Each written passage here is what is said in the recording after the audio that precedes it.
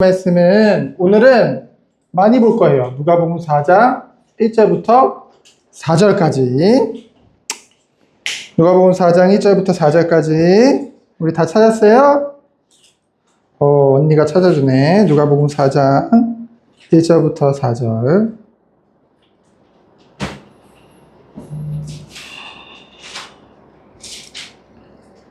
우리 다 찾았으면은 찾았어?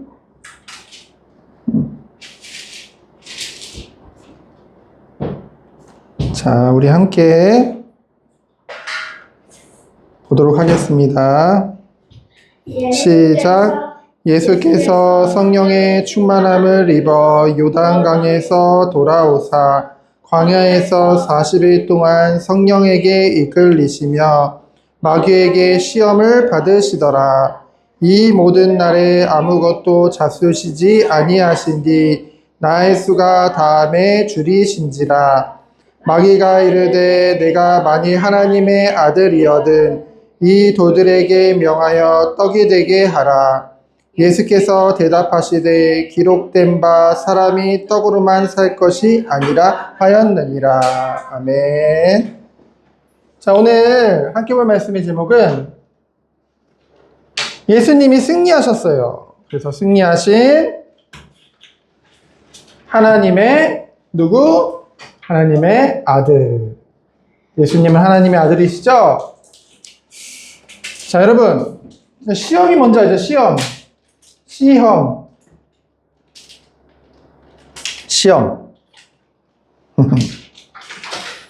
여러분 학교에서 시험 보잖아요. 그치? 그 영어로 테스트라고 하거든요. 테스트한다. 뭔지 알죠? 우리에게 살다 보면 시험이라는 것은 끊임없이 오게 되어져 있어요. 근데 성경에서는 시험에 대해서 두 가지를 얘기하고 있어요. 첫 번째는 야고보서에 보면은 내 욕심에 이끌려. 누구 욕심? 내 욕심. 하나님 탓하지 말아라. 내 욕심에 이끌려서 사단으로부터 받는 시험이 있어요. 그렇죠? 두 번째로는 하나님께서 우리들을 더욱 성장시키시고 성숙시키시기 위해서 주시는 시험이 있어요. 대표적으로 누가 있을까? 요셉. 요셉은 하나님을 믿고 의롭게 행했지만은 그에게 누명을 씌우고 감옥에 가고 여러 가지 일들이 생겼죠. 또 누가 있어? 욥이라는 사람이 있어요. 당대 의인이었는데 욥이 잘못해서가 아니라, 그치? 더욱더 성장하고 성숙시키시기 위해서 시험을 허락하시는 경우도 있죠. 근데 이 시험에 의해서 우리가 내 욕심에 의해서 시험에 들든 하나님께서 성장과 성숙을 위해서 이런 테스트를 하시든 결국은 우리의 특징은 계속 넘어진다는 거죠. 이 시험에 계속 넘어져요. 그렇죠? 그런데 오늘 말씀해 보니까 뭐래요? 승리하신 하나님의 아들. 예수님은 승리하셨대요. 그래서 우리는 누굴 바라봐야 될까? 승리하신 예수 그리스도를 바라봐야겠죠. 그렇죠? 그래서 첫 번째로 오늘 읽지 않았지만 3장 23절로 38절을 보면은 예수님의 족보가 나와요. 여러분 족보가 뭔지 알아요? 족보가 뭔지 아는 사람? 학교에서 가계도 그려오라고 한 적 있잖아요. 그치? 우리 조상 누가 누굴 낳고 그쵸? 근데 이 예수님의 족보가 오늘 누가복음에도 나오지만은 마태복음에도 나와요. 마태복음에도 나오고 오늘 읽은 누가복음에도 나오는데 차이점이 있어요. 먼저 마태복음에 나온 예수님의 족보를 보면은 마태복음의 1장이 나와. 처음 시작에. 그래서 여기는 무엇이 기록되어져 있냐면요. 예수님이 어디서부터 이렇게 낳게 되었는지. 그래서 아브라함부터 시작해서 다윗을 지나서 예수님까지 이 육신의 여정을 오셨다. 그걸 기록하고 있어요. 누가복음은 어떻게 기록하고 있으면은 예수님으로부터 시작해서 위에 누가 있고 누가 있고 누가 있고 이렇게 쭉 올라가게 되어져요. 결국은 어디까지 올라가는지 알아요? 아담을 거쳐서 하나님까지 올라가요. 그렇지? 결국 하나님께서 아담을 통해서 모든 인류를 그렇죠? 시작하셨다. 그러면은 여기는 아브라함, 이스라엘 민족의 그 믿음의 조상이죠. 또 다윗 세대에서 기록하면서 이 예수님이 유대인의 왕이다. 우리가 그토록 기다리던 메시아다. 이것을 알렸어요. 왜냐면은 마태는 우선 이 마태복음을 썼을 때 1차적으로 유대인이 이거를 읽고 깨닫길 바랬거든요. 그렇죠? 누가복음은 어떻게 나오냐면은 하나님의 아들인 아담.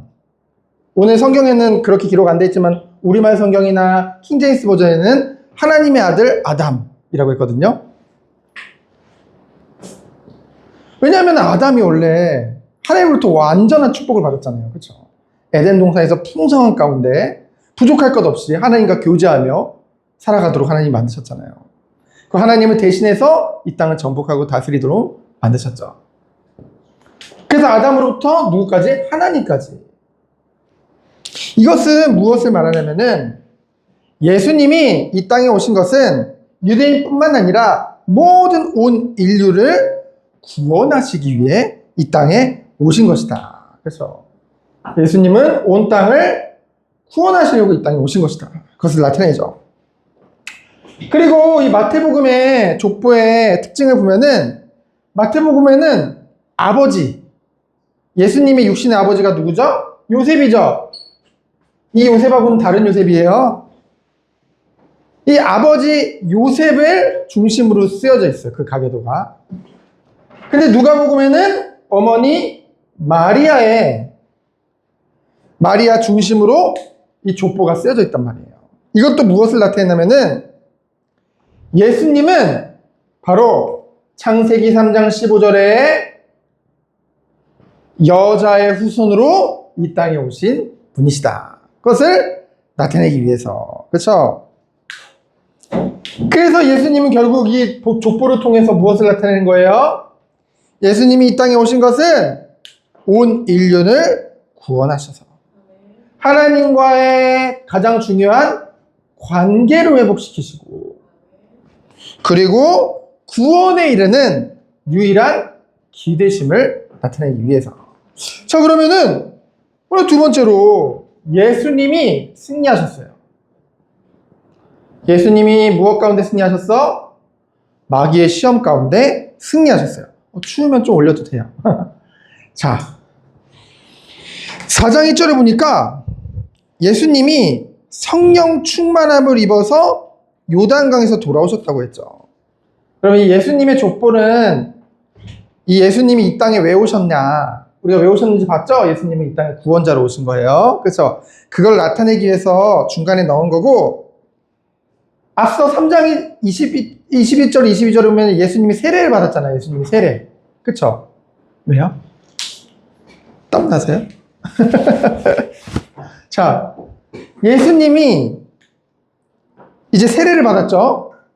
세례를 받고 성령 하나님이 비둘기같이 임했다고 했어. 그럼 무엇을 말하냐면은 오늘 말씀에도 나와 있지만 1절에 예수님이 성령 충만하셨거든요. 성령 충만하신 가운데 성령 충만함을 받고 세례를 받은 후에 바로 연결되는 거예요. 이 말씀이. 그리고 성령의 인도함을 받아서 성령의 인도함을 받아서 광야로 이끌리시고요. 거기서 며칠을 계세요? 40일간 금식하며 있게 되어져요. 요즘 금식이 뭔지 알죠? 안 먹는 거. 그 40일이 다 되면 예수님이 배가 고프신 거예요. 예수님은 하나님이시면 완전한 사람의 몸을 입고 이 땅에 오셨기 때문에. 예수님은 완전한 하나님이시면서 완전한 사람이기 때문에 당연히 배고프죠, 우리 같이. 그때 사단이 시험하는 거예요. 그렇죠? 자, 이제 사단의 시험이 본격적으로 나오는데, 자, 감히 예수님 하나님이시잖아. 사단과 동일선상에 둘 수는 없어. 똑같이 볼 수는 없어. 그렇죠? 예수님 하나님이시고 사단은 피조물 뿐이에요. 근데 오늘 예수님이 우리에게 모범을 보여주시는 거예요. 그치? 어떻게 사단이 주는 시험으로부터 승리할 수 있느냐. 특징이 뭐냐면 예수님은 하나님의 말씀을 있는 그대로 믿고 순종하세요. 근데 사단의 특징은 뭐였는지 알아요? 사단은 하나님을 대적해. 감히. 그렇죠? 하나님을 대적하기 때문에 어떻게든 이 자신의 뜻대로 인간들을 속이고 이끌기 위해서 이 말씀을 순종하는 것이 아니라 말씀을 말을 하거든요. 말씀은 열심히 얘기를 해. 근데 그 말씀을 가지고 어떻게 하는지 알아요? 이용해. 말씀을 이용해. 그치? 자기의 탐욕을 채우기 위해서. 그죠? 그런 모습을 우리는 볼 수 있어요. 자, 예수님 배고파. 예수님도 우리와 같은 인간의 몸을 입고 계셔요. 배고프잖아. 근데 배고픈 예수님께 찾아와서 뭐라고 하는지 알아요? 네가 하나님의 아들이거든. 이 돌들로 뭐를 만들어 온 거래요? 떡을 만들어 먹어라. 그렇죠? 여기 깊은 뜻이 있어요. 돌들은 복수예요. 그렇죠? 돌들은 많다. 떡은 단수예요. 단수란 말은 하나밖에 없는 거예요. 하나의 떡덩어리면은 예수님이 지금 줄이시고 배고픈데 예수님께 필요한 건 딱 떡 한 덩어리야. 그렇죠? 마귀는 이렇게 속여요. 야, 너희들 하나님이 말씀하시는 거 다 듣지 마. 그럼 우리가 안 속잖아. 그치? 그러니까 어떻게 하냐면은 많은 것 중에 단 하나, 이 정도는 하나님이 이해해 주시겠지. 이거 하나 정도는 이해해 주시겠지. 그렇게 타협을 시도한다니까요. 그때 예수님은 단호히 신명기 8장 3절 말씀을 인용하셔서 뭐라고 하세요? 사람이 떡으로만 살 것이 아니요. 말씀으로 물리치신 거예요.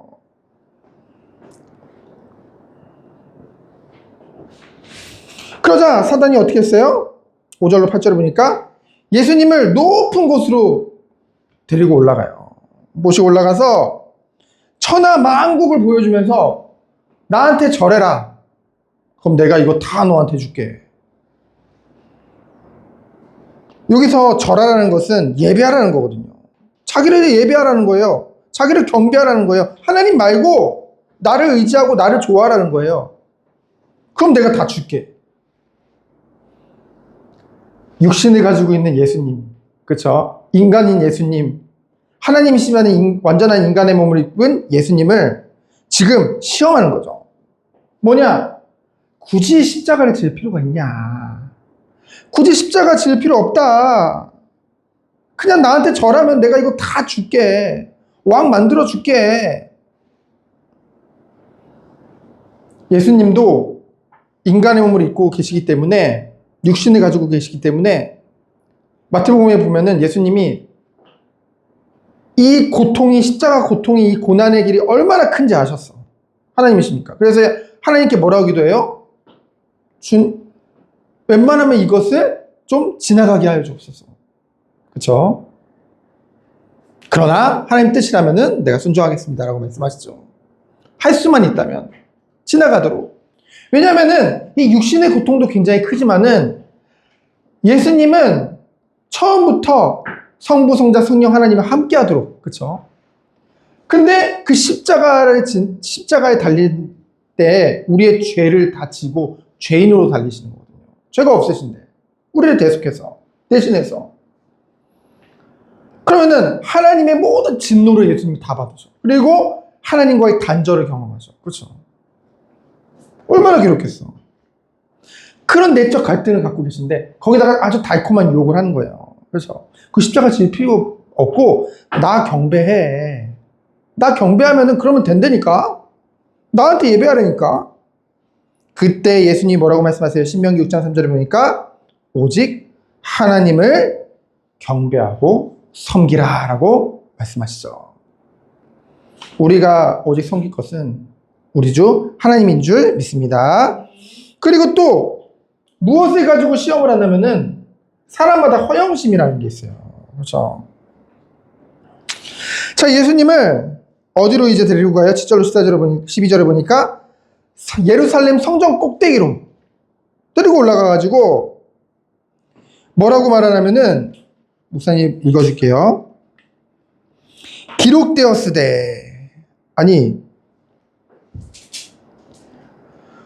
지금 마귀가 10절에 보니까 하나님의 말씀을 인용해요. 그렇죠? 뭐라고 얘기하냐면은 기록되었으되, 하나님이 기록해놨잖아. 하나님이 너를 위하여 그 사자들을 명하사 너를 지키게 하시리라 하였고, 이게 시편 92편 12절인데요.